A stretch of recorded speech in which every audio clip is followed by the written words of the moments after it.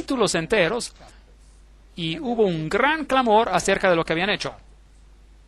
Ahora imagínense que las Biblias que tenemos hoy hacen más que eso y nadie se queja. ¿No es eso extraño? ¿No es eso extraño de cómo hemos cambiado? Dublin Review, la revista de Dublín, 1881, por la sola autoridad de la crítica textual, en otras palabras, no por la palabra misma, no por lo que dice, pero por la crítica textual, estos hombres se han atrevido a sacar 40 versos inspirados de la palabra. Esto era temprano. Ahora, como usted ve, cientos de versos son afectados. La profesión de fe del eunuco a su bautismo ya está tachada. Y el ángel del estanque de Bethesda se ha desvanecido. Pero el ángel de la agonía sigue quedando hasta la próxima revisión. Los testigos celestiales se han ido y ninguna nota al margen lastima su pérdida. Los últimos 12 versos de San Marcos están separados del resto del Evangelio, como si estuvieran listos para ser removidos tan pronto como Dean Burgon se muera. Recuerden que ayer cité muchas citas de Dean Burgon. Bueno, cuando él se vaya vamos a seguir cambiando aún más, y seguramente lo hicieron. Bueno, el acontecimiento de la mujer encontrada en adulterio está puesto entre paréntesis, esperando a ser sacado. Muchos otros pasajes tienen una marca en contra de ellos en el margen para mostrarles que como árboles de bosque son rápidamente destinados por el hacha de los críticos. ¿Quién puede decir cuándo terminará la destrucción? Eso era en 1881, cuando recién habían empezado a revisar la Biblia. ¿No es eso increíble? Bueno. Veamos lo que las personas modernas tienen que decir. Esto es lo que las sociedades de la Biblia moderna dicen. Novum Testamentum Graece, la Sociedad Bíblica Alemana en Stuttgart. ¿Qué es lo que dicen? Dice, cuando Eberhard Nestle en el 1898 presentó su primera edición del Novus Testamentum Graece, él había cumplido un trabajo sobre el cual las consecuencias no eran conocidas por él en ese tiempo, ni tampoco por la Sociedad Bíblica de Württemberg, que hizo que la edición fuera posible. Si el Textus Receptus en ese tiempo todavía tenía un número de defensores, la ciencia, note esto, la ciencia del siglo XIX, sin embargo, finalmente iba a comprobar que ese era el peor texto del Nuevo Testamento. Así que la Biblia, el Textus Receptus, que había resistido el pasar del tiempo hasta el 1900, era ahora de repente, era lo peor, el peor texto disponible.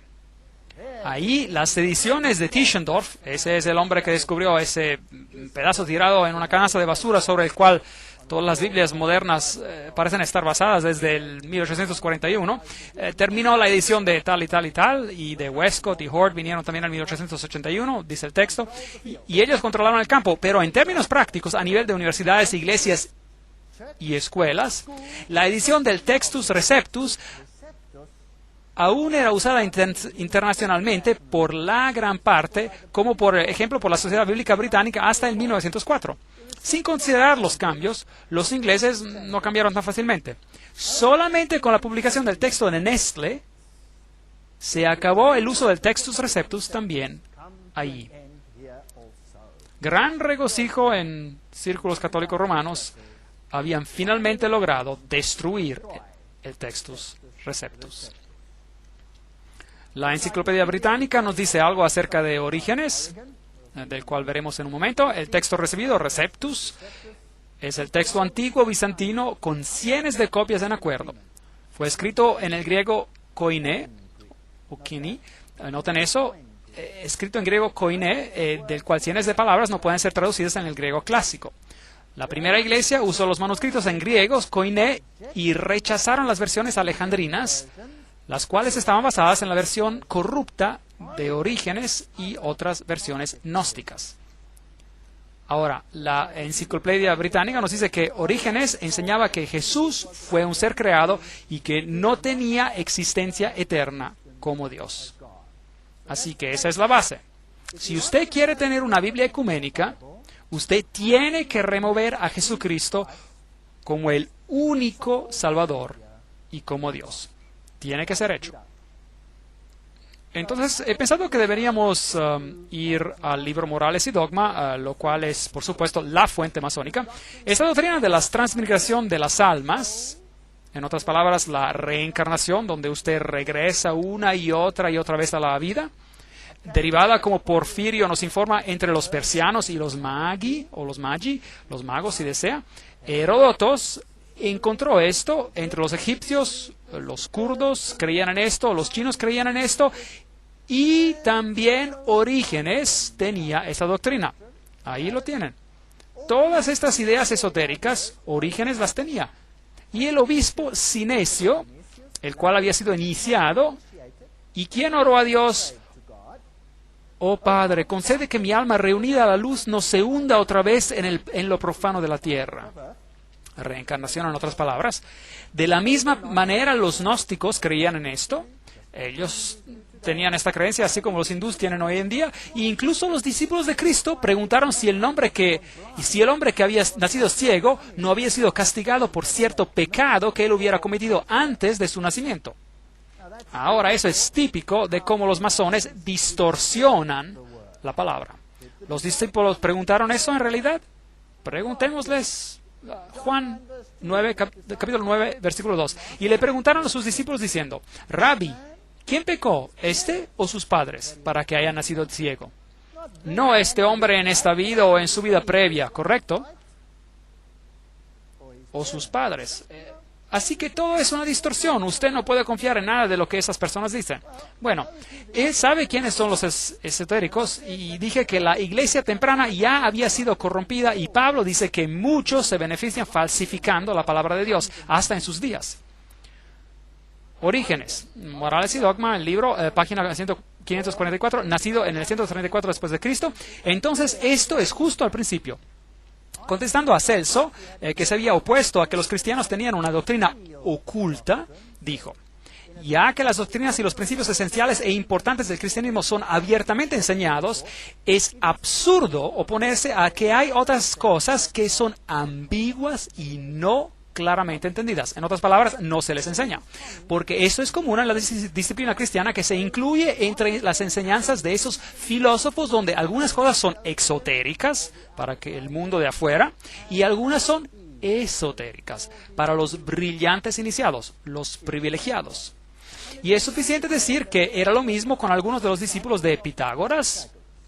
Entonces él aquí está hablando acerca de la iniciación, acerca de los privilegiados, los que son iniciados. Así que Orígenes creía en dos doctrinas, una para los de afuera y otra para los de adentro. Entonces él era un ocultista. Morales y Dogma continúa. Orígenes da mucha información acerca de los misterios de los sofitas. Y no hay duda de que todas las sectas gnósticas tuvieron misterios y una iniciación. Aquí había las doctrinas secretas que ingresaron dentro de las iglesias cristianas. Todos claman poseer una doctrina secreta, viniendo a ellos directamente de Jesucristo, diferente de las de los evangelios y epístolas y superior a esas comunicaciones. Entonces eran los iniciados que sabían un poco más. Y superior, que en sus ojos eran meramente doctrinas exotéricas. Así que los evangelios son para las personas estúpidas, bueno, tontas, y la información interna privilegiada es para los brillantes. Continuemos con Morales y Dogma para encontrar a quiénes eran esos padres apóstatas de la primera iglesia temprana, que fueron, de hecho, rechazados por la iglesia temprana. ¿Quiénes eran? Los misterios eran abiertos a los fideles, solo a los fieles. Recuerda que la iglesia católica romana tiene una mujer con una copa y misterio escrito en su cabeza, y debajo de la copa dice Fides, que también es una declaración a una diosa, como aprendimos en las conferencias previas.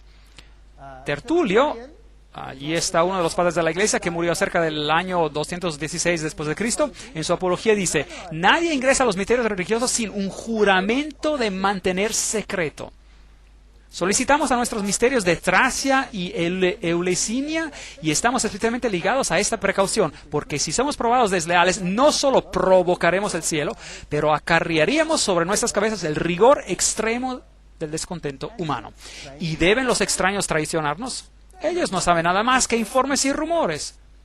Lejos, por lo tanto, ustedes profanos, es la prohibición de todos los misterios santos. Así que nosotros somos los profanos. Y él dice: por lo tanto ustedes sálganse, son los tontos. Y nosotros somos los iniciados y sabemos. Y ese era Tertulio, y fue un obispo corrupto, 216 después de Cristo, y conseguimos esto directo de la fuente masónica. Luego estaba Clemente, obispo de Alejandría, y esperaríamos que el obispo de Alejandría fuera corrupto, claramente. Y él nació cerca del año 191 después de Cristo. Y aquí otro obispo temprano, él dice en su Strómata que él no puede explicar los misterios porque de ese modo él debería, de acuerdo al viejo proverbio, poner una espada en las manos de un niño.